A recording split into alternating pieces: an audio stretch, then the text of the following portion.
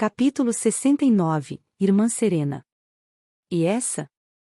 Perguntou Dara, passando a mão por uma de suas cicatrizes. O conde, respondeu Siegfried. Quando nos conhecemos no Forte dos Demônios.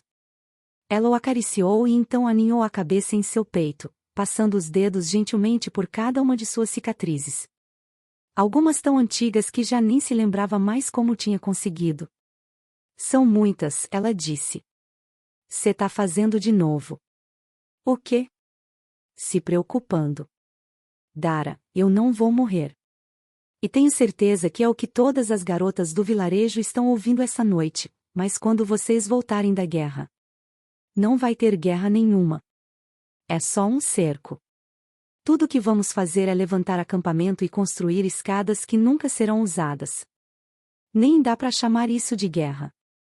Duvido até que vai haver uma batalha. Não dou 2 meses antes de Herada e seus homens se renderem. Então me promete. 1. Ela rolou para cima dele. Pele com pele. Peito com peito. Uma expressão séria em seu rosto. Promete que você vai voltar. E que não vai fazer nada estúpido. Que se vocês lutarem e o Heradan, ou quem quer que seja, te derrotar, você vai se render. Se eu fizer isso, eles me matam. Mentiroso. Quando um cavaleiro se rende, ele é preso e pode comprar sua liberdade depois que a guerra termina. Acha que não sei disso só porque sou uma garota. Tá legal. Ele sorriu.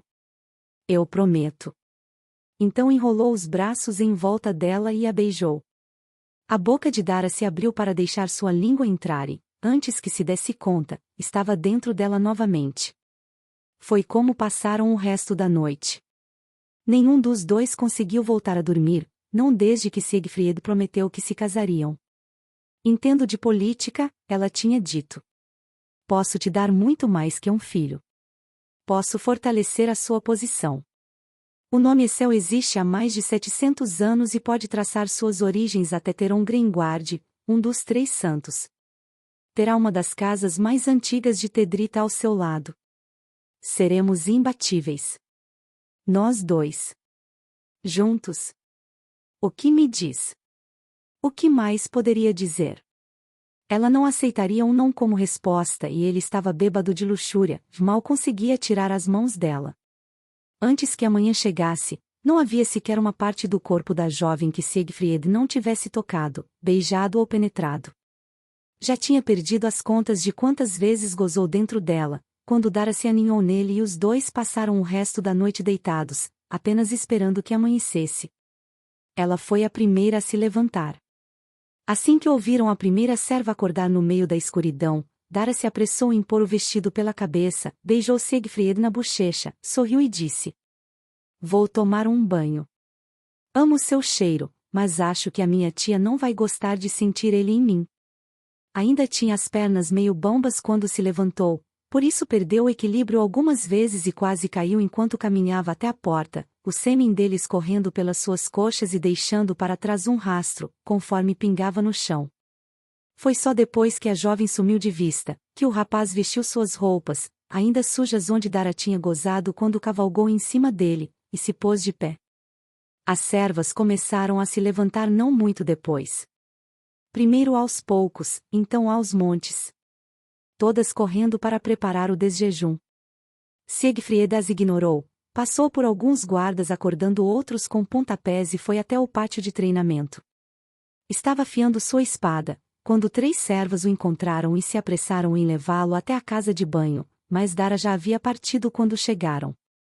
Limparam-no, cortaram seu cabelo e lhe deram roupas novas, apesar de todos os seus protestos. Vamos passar as próximas 2 semanas em uma cela, explicou, vou estar sujo de poeira e fedendo a cavalo antes do dia terminar.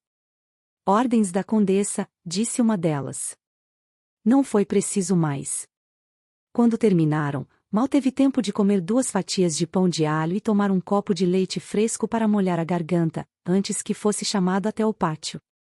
Encontrou o conde esperando por ele em frente aos portões, enquanto alguns guardas o ajudavam a terminar de pôr sua armadura, por isso quem o cumprimentou foram Sam e Mirabel, que vieram correndo e quase o derrubaram quando abraçaram suas pernas. A gente também quer ir, disse Sam. Somos seus escudeiros, disse Mirabel. Devíamos ir com você. Siegfried sorriu e afagou a cabeça de ambos. Vocês iam ficar entediados. Além disso, preciso de alguém aqui para proteger o salão enquanto estiver fora. É o que todo mundo diz, reclamou Sam. Já matei um homem, posso ir para a guerra. E eu não sou mais uma garotinha indefesa, disse Mirabel, irritada.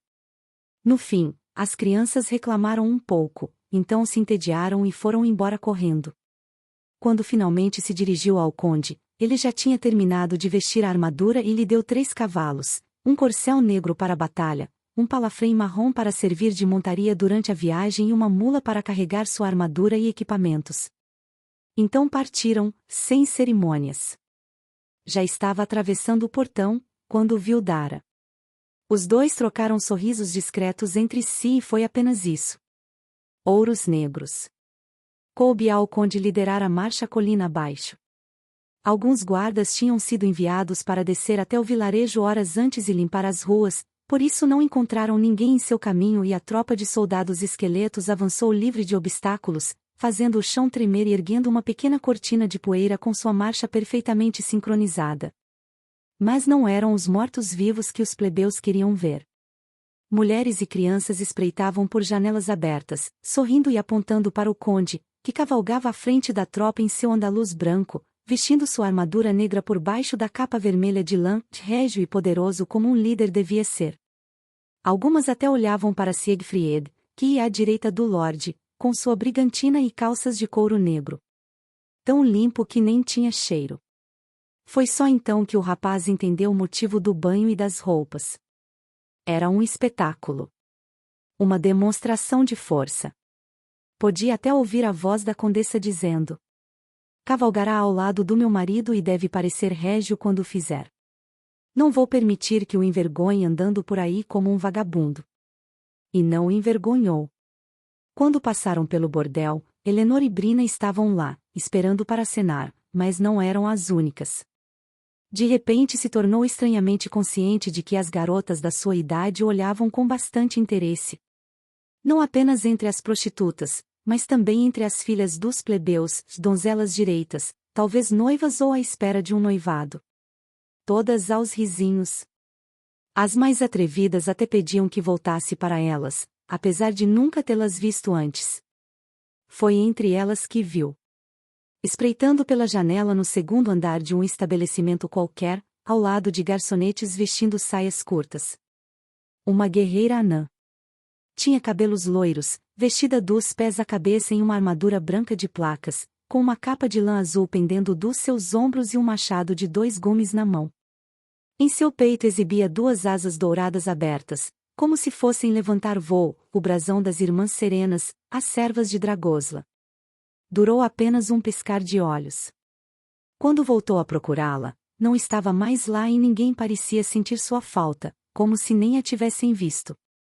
Poderia haver pior agouro do que ver um anjo da morte a caminho do campo de batalha?